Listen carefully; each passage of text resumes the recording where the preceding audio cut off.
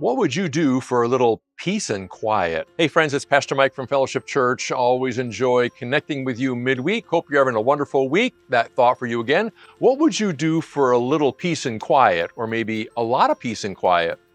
It was good to have a week off last week. Whenever I'm on vacation, I always try to do a lot of reading.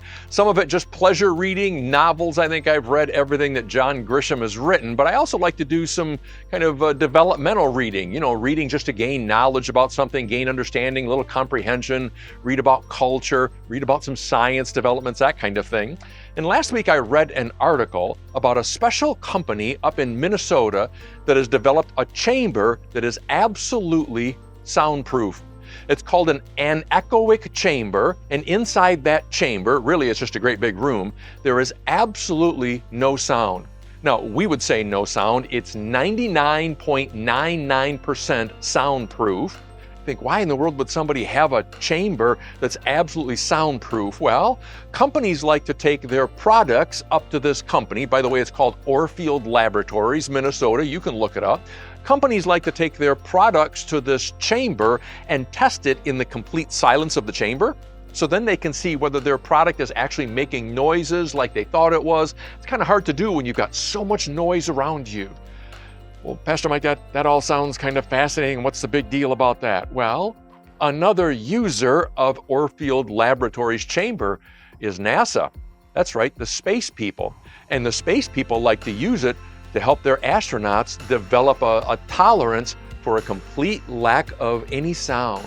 You see, in space, we always think of the astronauts as having a lack of gravity, so they get to bounce around like they're in this permanent bounce house and it all looks fun. I wouldn't mind trying it someday myself. But something else that's true about space is that because there is no air, there's no sound.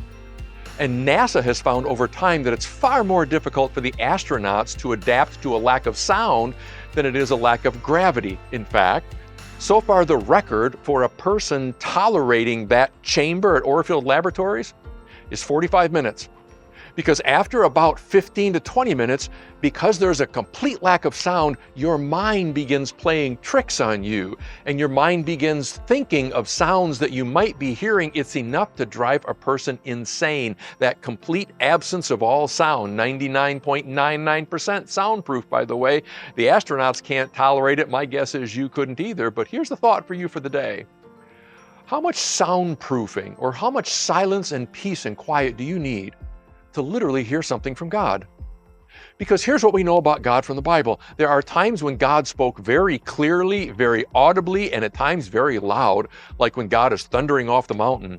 Or a couple of weeks ago when we talked about God speaking to Moses from that burning bush, Moses never had to say, "Huh? What did you say?" He heard very clearly. But Elijah hears from God in a whisper in the midst of a storm.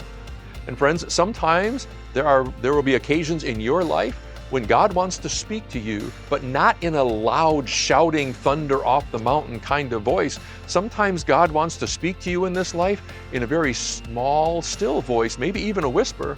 And I just wonder if you're allowing enough quiet in your life and enough silence in your life, and not just auditory, but in your heart as well. I wonder if there's enough quiet there for you to really hear God. And friends, if you would have to have a moment today in which you could say, am I really hearing anything from God these days or not? Maybe the problem is that you're just not being quiet enough, or you're not having enough opportunities for quiet enough, or you haven't closed that tablet or turned off your phone in a long time, and there's so many interruptions and so many distractions that you just haven't heard from God in a while. Now, you don't need to go to Orfield Laboratories to hear from God, but you do need to learn to quiet your heart and quiet your mind. It's the only way to hear the voice of God at times. I hope you have enough peace and quiet these days to hear the voice of God. Friends, it's always great to connect with you. Hope you enjoy this beautiful weather we're having this week. Sure feels good. Welcome to June. Kids leaving school soon. Be sure to pray for all those school personnel. And hey, have a great quiet week with God at times as well too. Take care. God bless. Bye-bye.